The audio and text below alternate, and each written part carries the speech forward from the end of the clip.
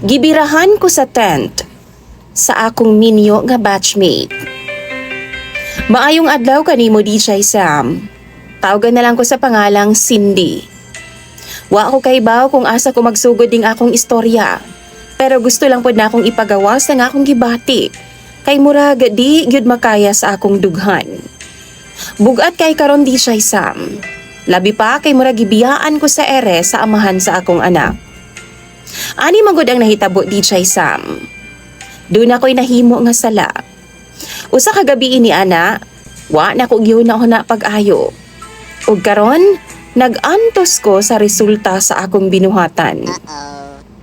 Nananghid ko sa akong mama DJ Sam nga moapil og camping reunion sa among high school batch. Sige siya gapahimangno nako nga mag-amping lagi daw. Gani iyang term pa sa kuha. Dili magbinurikat ha. Og bantayan daw nako pag-ayo nga akong kaugalingon kay babae daw kong buhat. Ang tinuod ana DJ Sam, dili gid ko ginatugtan sa akong mga ginikanan nga maglaroy-laroy, labi pa gabi DJ Sam. Kay sila pa, babae lagi daw kong buhat. Ug pa nagtapok pod ni sa among mga kabatch ni atong high school.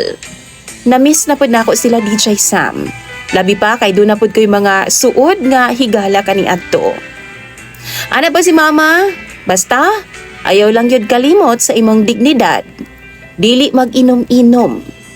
Kay kaybaw na ka, pag may alak, may balak. Mao na ang reminder sa akong mama bago ko milakaw. Wa gyud ko magtuo DJ Sam nga ang maong mga pahinumdom ni mama maoy hinungdan nga naghilak ko karon. Sa reunion na DJ Sam, nalingaw gyud mi. Tagay diri, tagay didto. Gikalimtan nako ang pahimangno ni mama nako. Grabe na namo kalingaw, kinataw-anay, kumustahanay. Hangtod nga wa na nako nabantayan nga nahubog naman di ay ko DJ Sam. Mga 2:00 na sa kadlawon, diyang nisulod ko sa usa ka tent. Natugon naman ko DJ Sam. Ug halos di na nako makaya ang akong kaugalingon. Nagtuupod ko nga ang akong gisudlan nga tent, mauto ang akoa. Pero dili di ay DJ Sam. Naay lalaki nga naghigda didto. Ug nakurat gyud kayo mi parehas. Hubog pud mi pareho DJ Sam. Wa ko sa akong panghuna-huna. Siguro siya pud. Itago na lang nato siya sa pangalang Miguel. Ug batchmate na ako siya pero naa siya sa pika section na DJ Sam. Usa ka gabi nga sayop jud. Usa ka higayon nga wa na gyud nako mabakwi pa. Naagyoy nahitabo sa among duha. Pagmata na lang namo pagabuntag DJ Sam, mura kog wa sa akong kaugalingon. Nagmahay ko ug nakita pud nako sa iyang mga mata nga nagmahay pud siya. Nagbuwag mi nga walay klarong sapot. Way klarong plano ug way taro nga inistoryahanay. Ug pila ka semana ang milabay. Murag lain naman ang akong gibati DJ Sam. Mao to gitambagan ko sa akong higala nga mag-pregnancy test lagi daw. And positive gyud DJ Sam. Buntis gyud ko. Ug si Miguel ang amahan. Murag gyud nauyog ang akong kalibutan DJ Sam kay daghan pa kay kog plano para sa akong sarili. Isa pa wa ko'y uyab nga kapasanginlan.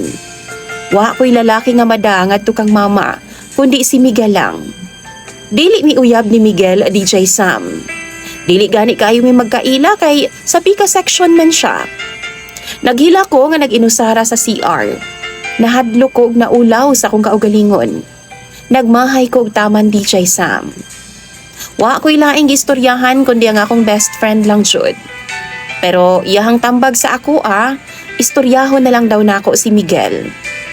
Ako daw siyang ingnon nga kinahanglan niyang panagutan ang nahitabo sa ako Tuwid man, gisunod na ako ang iyang gusto. Naningkamot kong makontak na ako si Miguel pinaagi sa chat. Itubag po siya DJ Sam ug gisugot po siya nga makipagkita sa ako Ug sa dihang nagkita nami, wa na'y paligoy-ligoy DJ Sam, giistoryahan na ako siya sa tinuod ug ipakita na ako ang duha ka linya sa pregnancy test kit. Pero lahi ang akong nadungog gikan sa iyaha DJ Sam. Dili daw pwede. Tungod kay minyo na daw siya DJ Sam. O kabalo mo kung unsa ang masakit? Mga nakay po daw ang iyang asawa. DJ Sam, murag yun ko gidunggab. Murag gidunggab ang akong kasing-kasing sa iya mga gipang storya. Sige na lang siyag pangayog pasensya.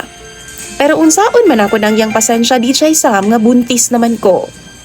Unsaon man ako nga nahadlok man ko nga moatubang sa kumaha ginikanan.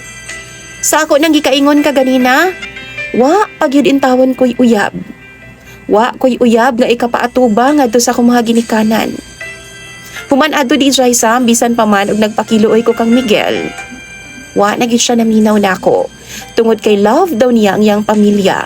Og dili daw siya gusto nga maguba sila. Usara to kagabi ug aminado siyang sayop namong duha. Pero dili pwede nga panagutan daw ko niya. Dito DJ Sam, na-realize pod nako nga akong sayop. Pero unsaon man ako ni? Wa gyud ko kaybaw kung unsa ang akong buhaton. Buot pasabot ba? Suluhon na lang nako ang akong responsibilidad. Mapatay gyud ko sa akong mga ginikanan ani kung ugaling man DJ Sam. Karon DJ Sam no, dili gyud ko makatulog og tarong. Sige na lang kung hunahuna sa akong sitwasyon. Kung unsaon na ako ni pag-atubang, ug unsaon na ako ni pag-istorya sa akong mga ginikanan. Labi na sa akong mama DJ Sam nga grabe yung pahimangno sa ako ang ampingan gyud ang akong pagkababay. Di ko katulog. Unsaon pud ka na ako ni pagpadako sa ako ang anak nga wa may amahan nga moangkon. Kabaw kong sayop ko DJ Sam. Wa gyud ko'y laing basulon kundi ang akong kaugalingon kay naggahi ko og ulo ni adto nga time. Kung kamo ang naa sa akong sitwasyon, unsa may buhaton ninyo? Pugson ba nako si Miguel? Ug unsaon man ako pag-istorya sa akong mga ginikanan? Sa mga nakadungog ani karon, hinaot mahimong pahinumdum kini alang sa mga kabatan-unan sama nako. Labi pa babae mong buhat. Tungod kay sa usalang kasayo. Parehas na ako usalang kagabi mamahimo na natong mahayan sa tibuok natong kinabuhi. Tambagi ko ninyo mga viewers ug ako nang pambasahon tanan sa comment section. Imong sender DJ Sam ug follower Cindy.